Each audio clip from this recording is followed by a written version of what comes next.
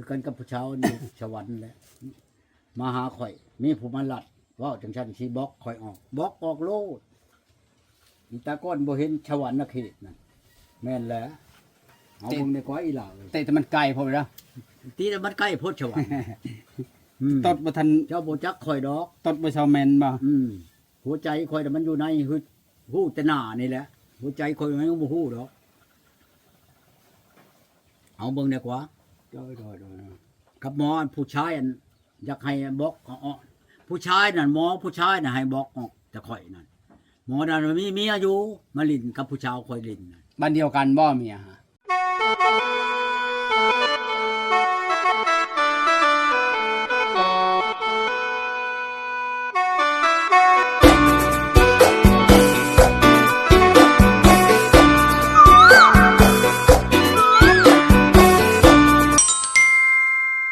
ไก่แล้วได้เนาะพ่อใหญ่ไก่จะหนาวแล้วเนาะ พาวหาเด้อพ่อใหญ่เอ้ย โย จะนอนหนาวผู้เดียวได้อยู่ทงนาอย่ามันหนาวได้ อันนั้นแหล้วจังหวะมันนั่นมันแดดมันน้อยนี่นั่น พาวทางใดก็ไปได้โห โยคันมันบ่มีบนอันนั้นแท้ก็เจ้าพาขวาไปพุ่นแล้วมุกพุ่นแล้ว ไปมุกคุณบ่ ไปพุ่นแล้วบ่ไปเด้อบ่อื่นบัดนี้นะไปมุกพุ่นได้บัดนี้ได้ มุกก็บ่ได้ไกลซำเมืองนองนะเมืองนองมันไกลกว่า มันสิไกลยังแต่นี่หา และรถ ชวันนี่ก็มี 45 35หลักปัจจุบันน่ะความไปมุกมันสิบ่ฮอด5หลักพุ่นยัง ยังเอาไปเฮา 40หลักอันนั้นมัน100กว่าหลักพุ่น 100กว่าหลัก300ได้ แน่ 300กิโลได้ไปอันเมืองนองน่ะ อันนี้ เขายังเอาไปฮอด ไปก็ เนาะ สบายครับอันนี้ก็ดีเราก็บ่ได้ว่าหยังนะไปนอนอยู่ 2คืน ช่องคืนกับมาก็ได้เที่ยวให้เที่ยวไปเที่ยวมา เที่ยวไปเที่ยวมาไปเล่นไปเบิ่งนิสัยใจคอกันก่อนเนาะเขาว่า นั่นแหละจังห ก็ วะ แบบนั้นแหละคนพมักกันเขาก็เบิ่งนิ คน สัย บัก พญา กันแล้วมันบ่เว้ายาก บ่เอาไว้แล้วว่าไปเล่นก่อนเขาบอกให้ไปเล่นนี่ ก่อนไปเบิ่ง ไปเล่นก็บ่เปลืองบันไดดอกเฮาเห็นแกฮู้จักทางเลยคันมันลกน้ำลาวฮู้เลยเด้ อืม ไปมานอนคืนนึง2คืนมา จังว่าที่เอาเจ้าไปนี่แหละ พอฮู้จักทางเนาะ พอรู้จักทางเนี่ยเนาะ ไป บัดเท่าหน้าเท่าไหนล่ะ ไป เอา ผู้เดียว อยากให้มันมาแม่นบ่ โดย เฮากูจักกันกับมัน โทรมันมาก็ได้ โอนเงินไปให้มัน แ มันว่าบ่มีเงินค่ารถว่าจะโอนไปให้จัก แล้ว พัน ไป สอ หาง พั ผู้ น ชวันเนาะ จัก 2,000นี่ก็ฮอดเลยเฮา โดย ที่มันเพียงให้มันนอน2คืนด้วย3คืนมันก็คุ้มค่าเลยเด้เงินเฮา2-3,000 ก็บ่ว่าดอกมาเฮ็ดนั่นมาเฮ็ดกินแนวมันบ่แหละ โดย นึ่งข้าวเฮ็ดกินให้แล้วก็คุ้มค่าเฮามาหาเฮาเลยดิ ได้กินย้อนบ่ ได้กินยอดเฮ็ดได้ฉันมื้อนี้ไปหาหน่อไม้เด้อเฮ้ยมันก็ไปหาหน่อไม้มาแกงให้เฮากินมัน ทำทำไมก็แถวนี้บ่ได้ไปไกล เขาก็อยู่นำแคมป์เบิร์นนี่แห แค ละ มเพื่อนนี่เพิ่นทำไมบงทำไม ไม่ ไร นั่นเลยเรื่องของอันนี้บ่แม่นว่าอาชัยว่าโอ้เรามาคุ้มค่าแล้วมานอนนำบ่เห็นบ่อีนายน่ะมาหาข่อยบ่นอนใกล้ได้ข่อยย่านมีเรื่องมีราวคันบ่เอาซะก่อนบ่เฮ็ดแน่นอนเฮ็ดเสียเปรียบตัวเองบ่มีเยอะ อันนั้นแหละคันว่าข่อยพังซะก่อนคือเมียข่อยสิปะกันไปเมื่อกี้นี่น่ะข่อยสิบ่ได้เสียหลายปานนั้นหรอกอันนี้นั่นมันคุ้มให้เมื่อขอบ่จักว่ามันอยากต้มเฮาขอบ่เจ้าบ่แรงเอากูจนได้ไปขอจนได้ไปเอาอันนั้นเสียเงินซะจังสว่างข่อยก็ดีแม่นชาติเสียเงินไปแล้วมันก็เว้าหนู ก็คนอยากเป็นเฮือนเป็นชานเขาบ่พาวดอก โอ้ยเว้า เขาจะว่าเบิ่งก่อน อันนี้เมียบอกควรน่ะเอาน้ำลังกับเมียข่อยน่ะมันอยู่นั่งอยู่นี่ที่ไปใช้อีนายนี่ลูกหญ้าลูกคาอันนี้เพียงไปอันจ้างเขามาลูกหญ้าไปนั่งเป็นนายชี้หันชี้นี่ เขาดีน้อยแล้วบอกก็จะมันแล้วเขาคอยกระบตีเมียคันว่าอยากอยู่เตือบนมาแล้วครับ เพราะมันจะบ่เห็นบ่สวนคอยนี่หญ้าอันในพักมิดเนี่ยมันก็บ่ได้โหยใช้นี่แต่คอยนี่จะยามันคอยกับพังไปคอยบ่จะเว้าเนาะบ่เว้าไปแล้วก็บ่ชี้ได้นี่อย่าบ่นะเรื่องมันจบเลย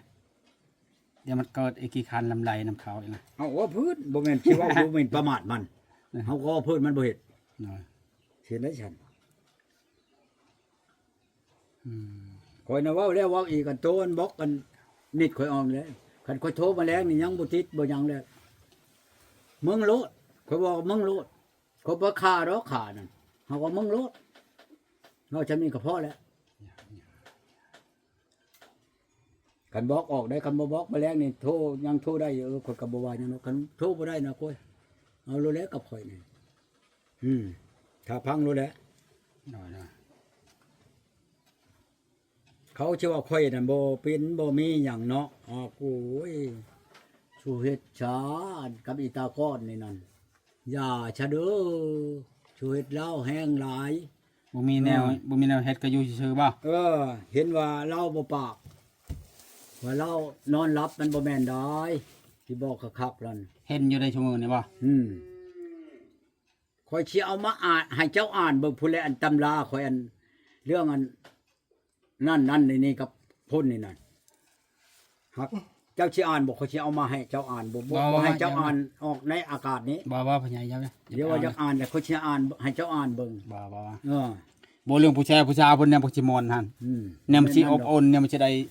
เฮ็ดอยู่เฮ็ดกินให้เฮากินฮะ บ่แม่นว่าข่อยเว้าสิคุยดอกเดี๋ยวนี้ข่อยอยากรู้จักกันบ่นั่นผู้ที่ว่าอีสาข่อยนั่นอยู่ซื่อๆดอกเดี๋ยวนี้นะ ผู้สาวเวียงจันทน์ไปได้เงียบ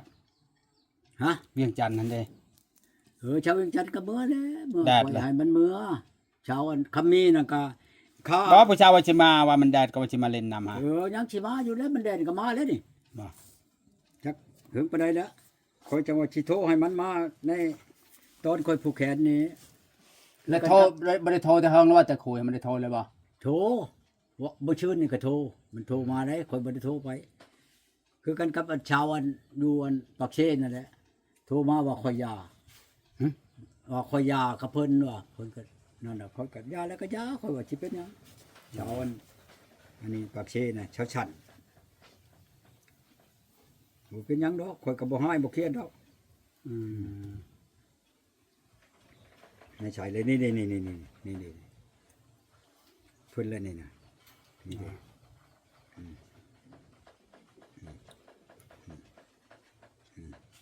ข่อยบอกออกแล้วบัดนี้บ่มีบัดนี้สิโทรมาก็โทรโลดข่อยบอกออกโลดโอ้บ่ถึกหูข่อยเลยจักเป็นหยังโลดกับข่อยนะ บ่มักไปนะ บ่มักโลด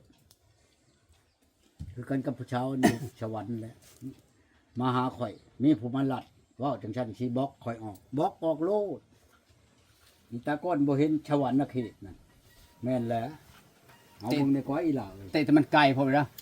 ตีแต่มันใกล้โพดสวรรค์ ตดบ่ทัน เจ้าบ่จักข่อยดอก ตดบ่ชาวแม่นบ่ หัวใจข่อยน่ะมันอยู่ในคือฮู้แต่หน้านี่แหละหัวใจข่อยมันบ่ฮู้ดอกเอาเบิ่งดีกว่า โดย กับหมอผู้ชายอันอยากให้บอกออกผู้ชายนั่นหมอผู้ชายน่ะให้บอกออกแต่ข่อยนั่นหมอนั่นมีเมียอยู่มาลิ้นกับผู้ชายข่อยลิ้นน่ะ บ้านเดียวกันบ่เมียฮะ อยู่ไกลกันบ่ ผู้ชายนะ เนาะ ผู้ชายกับเมียข่อยนะอันผู้ชายข่อย ผู้ชาย นะบ้านเดียวกัน อืม ผัวเข้าช้ำหักยามันให้มันเฮ็ดโลด พ่อใหญ่ฮู้จังได๋ ฮะ พ่อใหญ่คือฮู้ เอ้าคนเขาบอกข่อย มีคน มัน บ นั อก มี บ่ ลูกมีหูหนูมีปีกเจ้าจะเชื่อได้ได บ่มีไผหา คือกันกับอันเอียนไปอันลิ้นกันอยู่ในห้องน้ำหั่นแหละ เห็นได้คนยังเห็นฉันเขาก็หลักพอแห้งแหละมันหักเห็นมันโหจักกระยามัน น้อย เอามันโลดคันคือแมลงนี่มันโทรมาคุยค่อยน่ะค่อยก็บ่ว่าให้ค่อยดีใจนั่นอันนี้นั่นเอาคุยเอาเบิ่งรู้เลยอีหล่าเอ้ยค่อยสิเอาเจ้าเบิ่งกับหมอผู้ชายนี่น่ะนี่อีรอกมือหนึงเจ้าชีโอ้ยนั่นหมอผู้อันเมียก็ระวังช้อมอยู่ค่อยก็รู้จักอยู่หมอนี่คนอยู่สวรรค์น่ะหมอร้องมึงรู้เฮ็ดแล้วก็เฮ็ดแล้วบอกออกก็ได้ ๆจันคำมันเงียบแล้วบ่ได้โทรหาคอยนะ เอ้าเจ้าค่อยก็บ่ได้โทรคือกันแหละมีจะม้อย เป็นอะไรเด้อนี่ไปเฮ็ดงานอยู่แถวนี้นะลงไปเฮ็ดงานอยู่แถวพะลานเนาะเฮ็ดอยู่ไสเมืองพีนบ่ล่ะ มันว่าเฮ็ดอยู่เชตบวกได้ สิไปหมอกบ่ อืม เมียหันอยู่บ้าน โอ้ยมันบ่ถือขึ้นกับเมียนะเจ้าว่ามันปะแล้วไผสิจัก จักจนไปเลย เพิ่นสงสัยว่าปะแล้ว ไปตลอดเลยเบิ่ง ไปเรื่อยๆเด้อ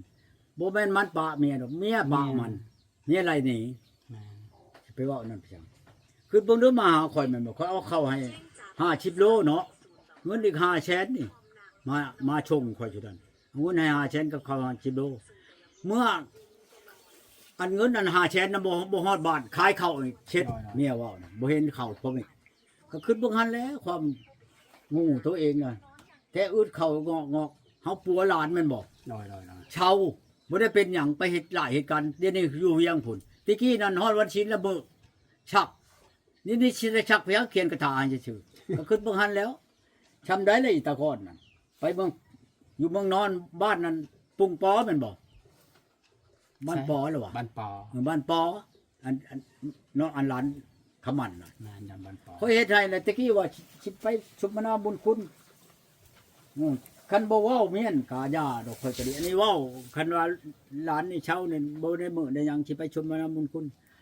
บัดนั้นว่าจะอยากให้เอาข่อยนะโอ้ยข่อยจักว่าเพิ่นบอกว่าอันรอดนั่นก็เฮียนะกว่าจะออกจากมันน่ะมันไปแทงใส่อันนั้นช้ำอันคำพุ่นโชคฉลึงพุ่นมันชื่อใส่เอาหลอดนั่นใส่มันยามันเหียน่ะ ให้ได้จึงโห ฮะ ให้ได้จึงโห เอาก็เห็นในคอมันคอยว่าเป็นหยังอันในคอนั่นสเตนเลสบ่หยังค ตอนไปเห็นบ่ ำชื่อว่านั่นเพียงก็ใช้ในคำมันนั่นออกกันใช้หลอดนั่นพยามาแล้วเขาว่าคอยนี่คอยก็บ่ได้นั่นบ่ได้เอาเล่มเอาคายหยังดอกเอาเฮ็ดให้ก็คายก็แม่นคายตัวเองเลยเอาใช้ในอันนั้น650,000ใช่ คันบ่ได้เมียเนี่ยกูสิชวนเจ้าไปเล่นเมืองนองนะพี่ใหญ่ ไปก็ไป คันบ่ทันเอาเมียขึ้น2คนเฮารถ อืม ขึ้นรถคอยในรถ เออ คอยไปบ่ต้องเอารถหลายคันเนาะ นั่นแหละจังหวะ คอยไปเอาแต่เช้า อืม ไปหับแล้วออกไปเลย ไปนอนเฮือนจันทมันไปแล้ว ให้เราหาผู้ชาวมาให้คนละคน บ่ยา เอากอดช็อต เพิ่นอ แจ้ง ยู่ใกล้ๆหั่นหัวคำมันให้ไปนั่นเด้นี่ผู้เจ้านั่นมัน เอาจุดช็อตแจ้งอยู่กับผู้ชาวพวก นี่นะนี่ผู้เจ้าผู้อันคำมันให้ไปหาน่ะเขาสิให้เจ้าเบิ่ง จะมีรูปบ่ มีแล้วฮู้ค่อยถ่ายเอา โอ้ ค่อยเห็น มีรูปผู้ชาวเมืองนองไว้นะติ อืม งามบ่พ่อใหญ่ เอางามขี้ไรก็เบิ่งเอาค่อยสิให้เจ้าเบิ่งเดี๋ยวนี้ เห็นได้จะได้รูปเขา เอาค่อยถ่ายเอาอยู่ในตารางเขาถึงฮู้วัน ถ่ายตอนไปตอนนั้นบ่ ตอนนั้นแหละ โอ้ ถึงฮู้วันลานนั้นคำมันนั่นแหละอยู่นํกันโลด2คนนั่นเจ้าปฏิว่าอันนั้นบ่ ยังอยู่เนาะ เอ้ามันสิไปใช้อยู่ใน มัน โทรศัพท์นี่แล้ว จักบ่จือนะบ่จัก ถือมันอยู่ลุ่มพี่มันนั่นแหละ มีช่องคนมันอยู่นํกัน บ่ ก็เฮือนอยู่ใกล้กันเฮือนกำมันน่ะเด้เจ้าบ่เห็นบ่ค่อยไปเป่าแม่มันน่ะเด้ เฮาบ่อยู่ว่าพ่อใหญ่ ค่อยไปนั่นบัดสิเว้าไปชังอีกค่อยไปอันเรื่องบ้านคนนั่นคือเบิ่งค่อยไปจักเทื่อแหละเขาหาค่อยไปเป่าทั่วที่ น้อย อันลูกพ่อบ้านหั่นค่อยก็ไปเป่ามื้อนั่นก็ดี ๆน้อย เจ้ารู้จักบ่หั่นเด้เห็นบ่ล่ะผู้ลางคนว่ามันสิหารบ่ไปหาเป่าคนคันว่าบ่มีแนวอันข้างบังนั่น โอ้ ครับ คนเท่านั้นเก่งได้ โอ้ยเขาก็เฮ็ดหัวเจ้าแหละ คันคนบ่เก่งอย่า บ่ ไป จะให้ ไกล หมอ นะแค่ บ่ นั้น เชื่อคอยนำไปแท้ๆเจ้าว่ายันเหลือแต่กระดูกมา เฮาไปเฮาย่าน บ่เก่ง เฮาไป ได้ ฮักเขาว่าเขาบ่มีหยังเขาก็ฮู้เด้ เอาคันบ่มีหยังก็ คน เป็ บ่ นหยัง มีหยังก็ฮู้คนมีเขาก็ฮู้เด้ ผู้นี้กระเทินนี่ คันมีกระเทินเนี่ยบ่ได้เขาว่า ผู้นี้เจ้าตาย เฮาบ่มีหยังเฮาบ่เป็นหยัง อืม เขาฮู้เด้ คอยบัดอัดเมียนเบิดอันเห็นบ่อันคอยไปขอเมียคอยอันบ้านนั้นอันนั้นนั่นพอกาจนว่า ดึงคอยออกห้วยคอยไปเฮิกคอย น้อย มึงระวังได้ว่าบ้านนั้นห้วยลาดนั่น น้อย เมียคอยไปขออันนี้เฮงอยู่หั่นน่ะ อืม โอ้ไปเพิกคอยนั่งอิงเฉาเด้ อ๋อ นั่งอิงเฉาเพิ่นก็เพิกแล้วมันบ่เพิ่นสิว่าบ่จักอันเพิ่นเพิกแล้วป่าโถข่อยงอมใส่ข้อเชื่อเพิ่นโล บ่ เขาดึงออกก็ถึกแล้วพอกาผู้ตายนี่แหละยาเชียวยาเขาจะเฮ็ดหยังก็ยาเฮาบ่ได้เจ็บบ่ได้เจ็บมันมาเพิกกูนี่ว่า น้อย ไล่หัวหีแม่มันได้คนนี่เฮ็ดแนวบ่แม่นนี่เพิกเฮ็ดหยังอืม คนจะเฮ็ดโมบ่คนบ่ดีเนาะ อ๋อเพิ่นสิว่า อยากลองบ่ อยากลองมึงมันสิมีวิชาเอาคมแต่บ่ทันแหละ อ๋อ จักอยู่ดอก เพิ่นจะลองว่าพ่อใหญ่นี่สิเก่งซำใดไปสิแล้วเนาะ อืม ในใจเพิ่นน่ะเอามันฮู้จักในโตเฮาแล้วบ่พ่อใหญ่ เอามัน คือโหบ่ อืมคนไก่คนอันนั้นเฮาก็อันนั้นคืนแล้วเฮาก็ฮู้จักแหละพวกนี้ แปลกเนาะ จำกันกับอันมีจานดาวเทียมนั่นอยู่ในกระตูเฮานี่นะเฮา มัน มี ตึดๆแล้วบ่มันโชนบ่ เฮามีในนี่น่ะ มันโชนบ่พ่อใหญ่ มันชูดเลยแหละ อ้าวโซนให้ได้คนหลายให้ได้จังโหว่าผู้นั้นผู้นี้ว่าผู้ใหญ่ เอ้า ฮะ เฮา คนมันหลายเด้ นี่เด้นี่เห็นบ่นี่ โอ้ ชอบผมชื่อเรื่องเขาอันนี้น่ะเห็นบ่นี่ เสียหลายนะบ่ นั่นล่ะ ชื่อเรื่องในกะลานตะขมัน ตะมันแหละ ปอก็บ่คาใหญ่แต่บ่ใหญ่สิแบกไว้บ่ ฮะ จะบ่คาใหญ่ใช่ป่ะ เอ้าใหญ่ขาใหญ่งำนาไม่ใหญ่งำนาขาใหญ่งำมูลอืมอันนั้นแล้วค่อยเว้านั่น โทษบ่คาใหญ่กระดอกกระดอกเบิ่งขาผู้สาว เอ นี่ อไม่ใหญ่งำนาน่ะผิดได้อืม ขาใหญ่กระดอกกระดอกแท้ ให้มันมีบางนู้นอันไม่ในอันนั้น บ่บ่พยายามจะชม ผู้นี้ได้บ่แม่นได้ผู้นี้นั้นลูกอันผู้อยู่ใกล้ๆอันเด้อันนี้น่ะ ผู้นี้มันไม่ลั่นกับมันนะบ่ผู้นี้ฮะ บ่ ผู้ใส่ชิน บ่แม่นได้เชื่อชงแดง ผู้ใส่ชินน่ะมันแม่นลั่นกับมัน แม่นผู้นี้น่ะ ผู้นี้ผู้นุ่งเชื้อ ชื่อชินนั่นใส่ล้าน ชิ้นละลายนี่แม่นอันนี้ ล้านกับมันน่ะ มัน นะ กำมันอันนี้แหละ เออ ถึงชั้นดอก ๆเพราะเดี๋ยวนี้มันงามได้เดี๋ยวนี้ได้ นี่ มันใหญ่เต็มสาวแล้วพ่อใหญ่ นี่เด้นี่เห็นบ่นี่มันอัตตาแม่นเห็นบ่ มันอาย อันรัดกับมันอัตตาค่อยสิถ่ายรูปมันแหละนี่เห็นบ่นี่ คนมักอายเดี๋ยวนี้บ่อายแล้วเดี๋ยวนี้มันใหญ่เลยเด้ อืม มันใหญ่เต็มสาวแล้วมันอาย ผู้นี้แหละอันคำมันให้ค่อยไปนะผู้คุมนุ่งเชื้อแด ที่ ง คูเวียดบ่หน้าตามันพ่อใหญ่ แล้วก็แล้ว หน้าตาเนาะคูเวียดเนาะ ค่อยไปนี่คันมันค่อยเว้าแต่มือค่อยไปนั่นก็บางเทื่อก็สิอ้อนต้อนมาบ่จักแล้วเช้านี่ครับค่อยบ่เว้าหยังคงไปเป่าแม่มันเด้มื้อนั้น แม่มันเป็นหยังไข่ ผีในนาเขานั่นเฮ็ดค่อยก็บอกเขาแล้วเขาก็เอาไก่ไปอัน ไปบะไปหยัง ไปบ่แล้วไป ไปคร ให้ อบ จ้ำให้มันกินแล้วมันก็เช้า อ๋อบ่บะจำให้มัน ช้ำได้แล้วค่อยไปจักมื้อจะออกค่อยไปชี้มื้อเขาจักเบิดค่อยว่างั้นน่ะไปเบิ่งหมู่เจ้าเห็นบ่อันฮู้อยู่ภูพุ่นน่ะเขาพาค่อยไปภูพุ่น ขึ้นโพบ่ปะท่านนะฮะ พาเจ้พ่อบ้านผู้พาค่อยไป ย่างไป ขี่รถแล้ว รถขึ้นฮอดพุ่นได้ ขี่นั่นค่อยมาแต่พุ่นแล้วค่อยชื่อเป็ดบัดนี้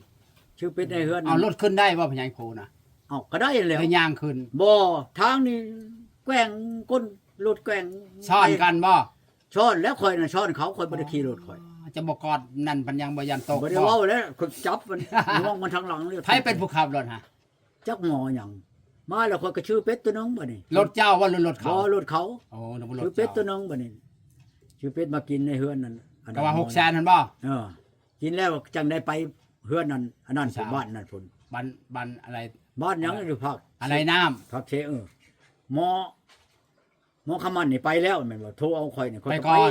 ไปกับบ่แลนี่ ไปอยู่พุ่นเด้อเชียเงินหลายบ่ ไปเพราะนั้นข่อยก็ชื่อเป็ดอีก600,000บ่รู้เป็ด6ตัวหนึง600,000 พี่ลูก เป็ดผูก บ่เป็ดไก่อยู่พุ่น ข่อยเชียร์ล้านปลายแล้วดูอาหารมื้อนั้น หาเงินยากครับของแพงเนาะ อืม บ้านเฮาบ่ได้แพง มัน นะ บ่ เป็ด แม่น ตัวละ หาเงินยาก เขาเว้าเขาเว้า เขาเว้าเอาให้ข่อยนี่คือเบิ่งผู้ชาวมานั่งเนาะน้ำข่อยนี่ข่อยให้ผู้ละแสนนี่เด้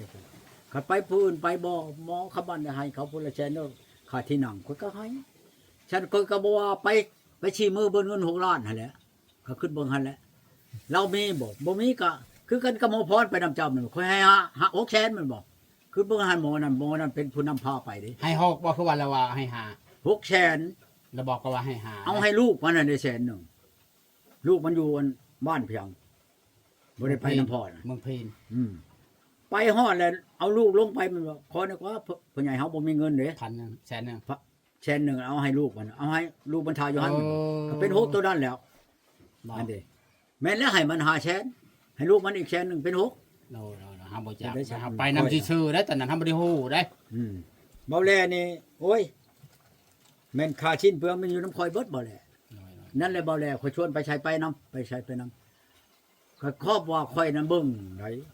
เสียเงินชิ้นปอกชิ้นเปลืองบ่มีไผมีแต่ข่อยนี่อยู่มันไผบ่ไปนำเทวดาว่าเอาไปนำเด้อเทวดาบ่เพิ่นก็ไปนำ ฉะนั้นตอนบ่ายเนี่ยก็คนมาเป่าลายแล้วเนาะพี่ใหญ่ ตอนบ่ายก็มาพุ่นแล้ว4:00 น 5:00 นพุ่นแล้วค่ำพุ่นแล้วทำวัดทำพระก็ยังบ่ได้มานี่บนมันเจ้าไปแล้วว่าเฮือนเขาอยู่บ้านทำพระน่ะ ไปเทื่อนึงนั่นเด้ เนี่ยผู้นั้นแหละสิมานี่บัดจิกุดผู้ก็ยังบ่ได้มานี่ ไปเทื่อนึง 4:00 นพวกเขาก็มา คักจะได้ไปเฮือนนั้นว่างๆไปเล่นเองนะ อืม คักจะได้มาก็หับตอนดีได้เฮือนน่ะ โอ้ยว้าว คักอยู่หาไปตอนนั้นโอ้ยกินคักเลยจนกินไผจะกินเก่งแต่เนาะ อืม ลายเลยของกินบ่ได้เอิดไปม่วนนั่นเลยไปนั่นนะ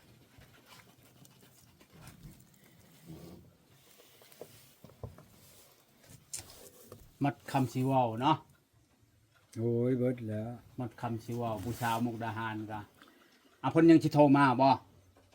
เพิ่นตากผ้าเลยซักผ้า บ่ ตากผ้านะ ไปตากผ้าเรา คือว่าแล้วเลยสิโทรไปเล่นนำไปใหม่บ่ แล้วว่า แมลงมันเนาะ น้ำอยู่ ยังแมลงพุ่นเนาะ ย่านคำพูนแม่ก็ไปทำงานเห็นงานได้แม่นเลย หลานอยู่นํลูกส่งลูกเฮียนก็ทาอยู่ในเฮือน อืม บ่มีคนอยู่เฮือนพอแล้วได้จ้ะพอก็ไปเฮ็ดเวียก พ่อก็อยู่นะ อ้าว พ่อนั่นอยู่นะหน้าเขาก็มีไหน นอนหน้าบ่ นอนนาหรือว่าพ่อนั่นแม่นั่นเขามาแต่นาผู้เช่านี่มาแล้วก็โทรมาหาคอย อืม โทรมาถามคอยฉันว่าคือว่าเงียบอยู่เราอ่ะคือชะม้อยอยู่เดี๋ยวนี้นั่นมันเป็นในนั้นคอยว่าโอ้บ่เป็นหยังนาลูกเอ้ยเราอ่ะมันแปลว่าคนอิจฉากันเราแบบนั้นน่ะบ่คอยเห็นแล้วเราอ่ะหางยามาเอาคอยลูกคอยนี่เราอ่ะเอ้าเห็นจะบอกนั่นน่ะมาโลดเราอ่ะคอยบ่นั่นดอกเราอ่ะคอยเห็นแล้วเราอะแน่จำได้แหละว่าคอยอันนั้นกับ ขณะผู้ชาวน่ะเจ้าจนลืมนะยังโทรมาตามเนาะบุญอาหารเนาะเขา เอาเลย เขานึกว่าเขาหย่าน่ะยังเนาะยัง ชิปที่ว่าอันเขาอันดูหมิ่นประมาทคนนี่เขายังบ่ถือชาเลยเขาฮู้เลยเด้ผู้ฮู้สูงมันฮู้จักโลดคนอีสานหนาบ่สิว่านั่นคนนั้นบ่ลอกก็แกงเนี่ยคนบ่จักกันขี่ม้าขี่ไก่ มีแต่ว่าพ่อใหญ่ขี้โม้ ไม่แต่ว่า ขี้ ขี้ คุย